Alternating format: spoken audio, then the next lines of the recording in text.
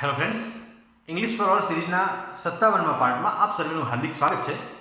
Last પાર્ટમાં આપણે શરૂઆત કરેલી આઈડેન્ટિફાઈંગ ફંક્શન્સ એ ખૂબ જ અગત્યની બાબત છે. મેં અગાઉના પાર્ટમાં વાત કરી એમ ઘણા બધા માર્ક્સ એના દ્વારા લઈ શકાય છે પરીક્ષામાં. બધી જ કક્ષાના વિદ્યાર્થીઓ માટે ઇવન સ્પર્ધાત્મક પરીક્ષાઓ સુધી પણ એ કામ આવે છે. લાસ્ટ પાર્ટ આપણે ન જોયો હોય તો જોઈ લેશું. આપણે આજે આઈડેન્ટિફાઈંગ ફંક્શનનો બીજો પાર્ટ જોઈએ છીએ. લાસ્ટ પાર્ટમાં આપણે ટાઈમ વિશે વાત કરી હતી, લોકેશન કે પ્લેસ વિશે વાત કરી હતી, જે આપણે ન જોયું હોય તો જોઈ લેશું. આજે શરૂ કરીએ છીએ બીજા એવા 3 ફંક્શન્સ. ખૂબ જ ઝડપથી શરૂ કરી દઈએ. પહેલું છે આજનું સ્પેસિફાઈંગ એક્શન. આપણે ઉદાહરણ જોઈએ પહેલા. આ નામ છે સ્પેસિફાઈંગ એક્શન. અહીં જુઓ, પહેલું વાક્ય શું કહે છે? સમટાઈમ્સ અમે, સમટાઈમ્સ કોઈક વખત અમે લિસન ટુ ક્લાસિકલ મ્યુઝિક. કોઈ વખત અમે ક્લાસિકલ સંગીત મ્યુઝિક સાંભળીએ છીએ. તો અહીં આ વાક્યમાં ગુજરાતીમાં તમને ખબર પડે છે કે અમે કોઈક વખત ક્લાસિકલ મ્યુઝિક સાંભળીએ છીએ. તો આમાં શાની વાત થઈ છે? એક્શનની વાત થઈ છે, કાર્યની વાત થઈ છે. કોઈ વખત આપણે શું કરીએ છીએ? કઈ ક્રિયા કરીએ છીએ, એટલે કે ક્રિયાની વાત છે. તો અહીં કોઈ વખત અમે ક્લાસિકલ મ્યુઝિક સાંભળીએ છીએ. લિસન ટુ ક્લાસિકલ મ્યુઝિક સાંભળીએ છીએ. તો આ ક્રિયા છે, એક્શન છે. તો આ વાક્યનું ફંક્શન શું થયું? Action, specifying action. આ વાક્ય શું સ્પેસિફાઈ કરે છે? એક્શનને, ક્રિયા બતાવે છે, ક્રિયા દર્શાવે છે, કાર્ય દર્શાવે છે કે કોઈ વખત અમે ક્લાસિકલ મ્યુઝિક સાંભળીએ છીએ. બીજું જુઓ, તમને ખબર પડશે. સી યુઝ્યુઅલી કુક્સ છે. C usually cooks food in the evening. તેણી, કોઈ દીકરીની વાત છે, usually cooks food in the evening. તેણી સામાન્ય રીતે સાંજે રસોઈ બનાવે છે. સામાન્ય રીતે સાંજના સમયે તેણીની રસોઈ બનાવે છે. તો આમાં ક્રિયાની વાત થઈ છે. આમાં પણ જે કુકિંગ કરે છે એની વાત છે. શું કરે છે? Cooks food. ક્યારે? In the evening. યુઝ્યુઅલી શબ્દ છે આમાં સમટાઈમ્સ શબ્દ છે. યાદ રાખજો કે કોઈ ચોક્કસ સમયે આમાં વાત આવે છે. કોઈ ચોક્કસ સમયનું આમાં ઉલ્લેખ કરવામાં આવે છે કે એ સમય, ભલે એ વર્તમાન કાળ હોય કે અન્ય કોઈ કાળ હોય. અહીં સાદો વર્તમાન કાળ આવ્યો. મોટે ભાગે સાદા વર્તમાન કાળમાં એક્શન બતાવવામાં સરળતા રહે છે કે સામાન્ય રીતે આ સમયે હું આમ કરું છું, આ કાર્ય કરું છું, અથવા તેઓ આ કાર્ય કરે છે, અથવા તે આ કાર્ય કરે છે. તો કહેવાનો મતલબ એ છે કે પણ માનો કે ચાલુ વર્તમાન કાળ પણ હોઈ શકે, ચાલુ ભૂતકાળ પણ હોઈ શકે. એક્શન, ક્રિયા કોઈ પણ કાળમાં થઈ શકે. પણ જનરલી આપણે વિચારીએ છીએ કે મોટે ભાગે જે રૂટીન એક્શન છે એની વાત કરવામાં આવતી હોય છે. તો અહીં કોઈ વખત એ પણ સાદો વર્તમાન કાળ છે. સમટાઈમ્સ, યુઝ્યુઅલી એ પણ સાદો વર્તમાન કાળ છે. અને Manu always meets his friends. શું કરે છે? એના ફ્રેન્ડ્સને મળે છે. ઓન હોલિડેઝ, જ્યારે રજાઓ હોય છે ત્યારે એ રજાઓમાં મનુ છે એ એના ફ્રેન્ડ્સને, એના મિત્રોને મળે છે. તો હવે આ ત્રણે વાક્ય છે એ શું કહેવા માંગે છે? એના ફંક્શન્સ કયા છે? Specifying action. આ ત્રણેયમાં એક્શનનો નિર્દેશ કરવામાં આવે છે, સ્પષ્ટતા કરવામાં આવે છે કે આમાં ક્લાસિકલ મ્યુઝિક સાંભળવાની વાત છે, આમાં રસોઈ બનાવવાની વાત છે, અને અહીં મિત્રોને મળવાની વાત છે. આ ત્રણેય કાર્યો છે, ક્રિયા છે. એટલે કે કહેવાનો મતલબ છે સ્પેસિફાઈંગ એક્શનમાં સામાન્ય રીતે જે આપણે કહીએ કે સામાન્ય રીતે શું જોવા મળે? તો સામાન્ય રીતે ચોક્કસ વખત એટલે સમય. અહીં કોઈ વખત આપણે વાત સમજ્યા કે ક્લાસિકલ મ્યુઝિક સાંભળીએ છીએ. અહીં સામાન્ય રીતે એ સાંજે રસોઈ બનાવે છે. અને અહીં હંમેશા ઓલવેઝ રજા હોય ત્યારે મનુ એના મિત્રોને મળે છે. તો અહીં જુદા 3 વાક્યોમાં આપ શું સમજ્યા? તો ઓલવેઝ હોય, યુઝ્યુઅલી હોય, ઓફન હોય, ડેઇલી હોય, મોસ્ટલી હોય, સેલ્ડમ હોય, સમટાઈમ્સ હોય. તો આવા શબ્દો સાથે કોઈ વાક્ય આવે છે ને એમાં ક્રિયા બતાવે છે જે લગભગ કાયમી ક્રિયા છે અથવા જે તે સમયે ચાલુ હતી એવી ક્રિયા છે. એવું બતાવે છે. તો કહેવાનો મતલબ કે વાક્યની અંદર જો કોઈ ક્રિયાનો ઉલ્લેખ થયો છે તો એ ક્રિયાપદ તો બધામાં હોવાનું છે, પણ અહીં માત્ર ને માત્ર ક્રિયા ઉપર ફોકસ છે કે એ લોકો શું કરે છે. આ વસ્તુ ધ્યાનમાં રાખજો. ક્રિયાપદ વગર કોઈ વાક્ય હશે નહીં, એટલે કે ક્રિયા વગરનું કોઈ વાક્ય આમ તો નહીં હોય, પણ અહીં આ વી છે, આપણે છીએ, એ શું કરીએ છીએ એક જ એના ઉપર જ ફોકસ આપવામાં આવ્યું છે કે આપણે ક્લાસિકલ મ્યુઝિક સાંભળીએ છીએ કોઈ વખત, તો એ ક્રિયાની વાત કરવામાં આવી છે કે અમે શું કરીએ છીએ. અહીં તેણી શું કરે છે એ ક્રિયા ઉપર ફોકસ કરવામાં આવ્યું છે કે તેણીની રસોઈ બનાવે છે.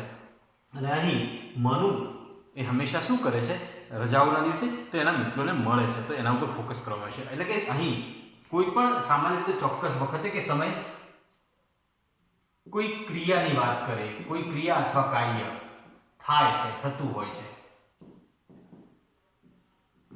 સામાન્ય રીતે ચોક્કસ વખતે સમયે, કોઈ નિયત સમયે કોઈ ચોક્કસ કાર્ય થતું હોય છે તો એ સ્પેસિફાઈંગ એક્શન કહેવાય છે. ભવિષ્યમાં આપણે હજુ ચર્ચા કરવાના છે એટલે આપ વધુ સારી રીતે સમજશો, પણ હાલ આપણે યાદ રાખવાનું છે કે કોઈ નિયત સમયે કોઈ નિયત ક્રિયા થતી હોય છે એવું મોટે ભાગે બતાવવામાં આવે છે, તો એ સ્પેસિફાઈંગ એક્શન છે. ચલો બીજું, ડિસ્ક્રાઇબિંગ પ્રોસેસ. આ બીજું છે. પ્રોસેસ એટલે પ્રક્રિયા, કાર્યવાહી, પદ્ધતિ કે કાર્યરીતિ, કે કામ કેવી રીતે થાય છે, રીત જે બતાવે છે એ પ્રોસેસ છે. તો પ્રોસેસમાં કેવા વાક્યો આવે છે જુઓ. અહીં તમને સીધું કહેવામાં છે pour the milk in a glass. ગ્લાસમાં દૂધ રેડો. pour એટલે રેડવું. ગ્લાસમાં દૂધ રેડો and add some sugar, અને થોડીક ખાંડ એમાં ઉમેરો. આપણને કોઈ કામ શીખવે ત્યારે કઈ રીતે કામ કરવાનું છે એ બોલે છે, ઇન્ડિકેશન એના મળતા હોય છે. દાખલા તરીકે કે પહેલાં દૂધ લો, પહેલાં સ્ટવ ચાલુ કરો, એના ઉપર તપેલી મૂકો, એમાં પાણી રેડો, એમાં દૂધ રેડો. આ જે છે એ શું છે, કામ કેવી રીતે કરવાનું છે એ બતાવે છે. એનું તમને નિર્દેશ કરવામાં આવે છે કે આવી રીતે કરો, આવી રીતે કરો, આવી રીતે કરો. તો એ કાર્ય પદ્ધતિ થઈ, પ્રક્રિયા થઈ. આમાં પ્રક્રિયા, ચા બનાવવાની માનો કે રીત છે, ચા કેવી રીતે બનાવવાની, અથવા કોફી કેવી રીતે બનાવવાની, અથવા જ્યુસ કેવી રીતે બનાવવાનું, લીંબુ શરબત કેવી રીતે બનાવવાનું. તો આ વાત છે કે એની રીત બતાવશે તમને. એટલે અહીં શું કહે છે કે થોડુંક જે છે દૂધ એ ગ્લાસમાં લો અને એમાં થોડી ખાંડ નાખો. તો આવું કહે છે. બીજું જુઓ, પુટ બટર ઇન એ પાન. માખણની વાત છે કે જે તવો છે એ તવા ઉપર માખણ મૂકો and boil it for some time, અને એને થોડોક સમય માટે ગરમ કરો. કહેવાનો મતલબ કે એ કંઈક બનાવવાનું છે, જે એ બનાવવાની રીત બતાવે છે, કેવી રીતે કરવાનું છે. તો એ ઇન્ડિકેટ કરે છે અહીં પ્રોસેસ. અને ત્રીજું જુઓ, take a glass of water. એક ગ્લાસ પાણી લો અને એડ સમ સુગર, થોડીક ખાંડ ઉમેરો. સ્ક્વીઝ એ લેમન, એક લીંબુ દબાવીને નીચોવો એન્ડ સ્ટીર ઇટ વેલ, અને એને સારી રીતે ઘોળો. આ શું બનાવવાનું છે, લીંબુ શરબત. તો આ લીંબુ શરબત બનાવવાની પ્રોસેસ થઈ. તો આ ત્રણેય વાક્યો કંઈક ને કંઈક બનાવવાની પ્રોસેસ, પ્રક્રિયા બતાવે છે, કેવી રીતે બને છે એ વાત કરે છે. અને એટલા માટે આમાં ફંક્શન કયું છે, ડિસ્ક્રાઇબિંગ પ્રોસેસ. યાદ રાખજો, જો વાક્યમાં કોઈ નિયત સમયે થતું કોઈ કાર્ય કે ક્રિયા એના ઉપર ફોકસ થયેલું હોય તો એનું ફંક્શન થયું સ્પેસિફાઈંગ એક્શન. જો કોઈ વાક્યમાં કોઈક વસ્તુ બનાવવાની રીત દર્શાવવામાં આવી હોય તો એ થયું ડિસ્ક્રાઇબિંગ પ્રોસેસ. ડિસ્ક્રાઇબ કરવું એટલે વર્ણન કરવું, સ્પેસિફાઈંગ કરવું એટલે સ્પષ્ટ કરવું. તો અહીં વર્ણન કરવાની વાત કરી કે આ જે રીત છે એની વર્ણન, પ્રોસેસનું વર્ણન કરવામાં આવે છે. અને ત્રીજું છે ડિસ્ક્રાઇબિંગ પર્સન. પર્સન એટલે વ્યક્તિ. એ પુરુષ પણ હોઈ શકે કે સ્ત્રી પણ હોઈ શકે, પુરુષ કે સ્ત્રી કોઈ પણ પર્સનમાં. તો હવે અહીં જો ધ ગર્લ, અહીં એક છોકરીની વાત કરી છે. The girl who is giving a speech, કે જે સ્પીચ આપી રહી છે, વક્તવ્ય આપી રહી છે, is my sister. અહીં આ છોકરી કોણ છે, મારી બહેન છે. હવે કઈ છોકરી કે જે સ્પીચ આપી રહી છે, વક્તવ્ય આપી રહી છે. તો અહીં આ આખા વાક્યમાં કોઈ વ્યક્તિને ડિસ્ક્રાઇબ કરવાની વાત છે, એનું વર્ણન કરવાની વાત છે, એને ઓળખ કરવાની વાત છે કે આ વ્યક્તિ કોણ છે. આ જે છોકરો છે જે દોડી રહ્યો છે તે કોણ છે? તે મારો ભાઈ છે. આવી રીતે અહીં જે ગર્લ છોકરી કે એટલે કે જે છોકરી સ્પીચ આપી રહી છે તે મારી બહેન છે. તો અહીં ફંક્શન કયું છે? Describing person. ત્યારબાદ જુઓ, મોના ઇઝ ધ ગર્લ. મોના એ છોકરી છે who is running the fastest in the race. અહીં મોનાની વાત કરવામાં આવી કે મોના એ છોકરી છે કે જે આ રેસમાં સૌથી ઝડપી દોડી રહી છે. તો અહીં મોનાનું વર્ણન કરવાની વાત છે, એટલે કે ડિસ્ક્રાઇબિંગ પર્સનની વાત છે. અને ત્રીજું છે the man who is wearing a white shirt. સફેદ શર્ટ પહેરેલ વ્યક્તિ એ વ્યક્તિ કે જેણે સફેદ શર્ટ પહેરેલ છે. તો who is wearing a white shirt is our teacher. તે જે અમારા ટીચર છે. તો અહીં આ 3 એક્ઝામ્પલમાં આપ શું સમજ્યા? અહીં આ છોકરી કોણ છે એની વાત કરી, અહીં મોના કોણ છે એની વાત કરી, અહીં ધ મેન કોણ છે એની વાત કરી. તો અહીં એની વાત કરવામાં આવી કે જે મારી સિસ્ટર છે. અહીં મોનાનું એકલીનું વર્ણન કરવાનું છે કે જે આ રેસમાં ખૂબ સૌથી વધારે ઝડપથી દોડી રહી છે એ મોના છે એમ. અને અહીં જે વ્યક્તિએ સફેદ શર્ટ પહેર્યું છે એ અમારા ટીચર છે. આ વાત કરવામાં આવી છે. તો આવું કોઈ વાક્ય હોય કે જેમાં વ્યક્તિનું વર્ણન કરવામાં આવ્યું હોય, એ વ્યક્તિ વિશે વાત કરવામાં આવી હોય, એ પુરુષ હોય કે સ્ત્રી હોય, કે એના વિશે કોઈક વાત કરવામાં આવી હોય, એને ફોકસ કરવામાં આવ્યું હોય, ત્યારે ડિસ્ક્રાઇબિંગ પર્સન થશે. તો આજે આપણે 3 આ ફંક્શન શીખ્યા. ફંક્શન કેવી રીતે પૂછાવાના છે પરીક્ષામાં એ જુદી જુદી રીતે મેં વાત કરી છે લાસ્ટ પાર્ટમાં. આગળ હવે પછીના પાર્ટ છે એમાં પણ આપણે વાત કરવાના છીએ. પણ આજે આપણે શું જોઈએ છીએ કે એવું કોઈ વાક્ય છે કે જેમાં ચોક્કસ એક્શન કાર્યની વાત કરવામાં આવી છે, તો એને કહેવાશે સ્પેસિફાઈંગ એક્શન.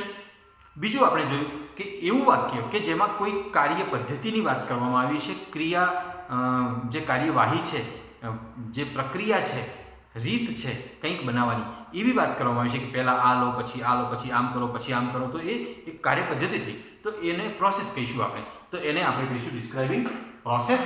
અને ત્રીજું છે આજે આપણે પર્સન લીધું છે કે એવું વાક્ય કે જેમાં કોઈક સ્પેશિયલ, કોઈ ચોક્કસ, કોઈક વિશિષ્ટ વ્યક્તિની વાત કરવામાં આવી છે, એ પુરુષ હોય કે સ્ત્રી હોય, પણ એ સૌથી ઝડપથી દોડે છે એ છે, કે સ્પીચ આપી રહેલ છે એ છે, કે કોઈ પણ વ્યક્તિ. તો અહીં વ્યક્તિ વિશે વાત કરવાની છે, તો એ ડિસ્ક્રાઇબિંગ પર્સન થશે. તો મિત્રો ખૂબ છે નાના, ખૂબ ઇઝી છે, સમજાય એવા છે, પણ યાદ રાખવાની વાત છે કે ક્યાંય કન્ફ્યુઝ થઈએ નહીં. તો આપણને ફંક્શન્સ સારામાં સારી રીતે આપણે શીખી શકીશું. જો હજુ સુધી આપણે મારી ચેનલને સબસ્ક્રાઇબ નથી કરી તો પ્લીઝ સબસ્ક્રાઇબ કરશો અને વધુને વધુ મારા આ વિડીયોઝને જોશો, વધુને વધુ મિત્રો સાથે એને શેર કરશો અને મારી ચેનલને સબસ્ક્રાઇબ કરાવશો. તો આપણા આ અભિયાનમાં ઘણા બધા મિત્રોને આપણે જોડી શકીશું. અસ્તુ. વંદે માતરમ. ભારત માતા કી જય.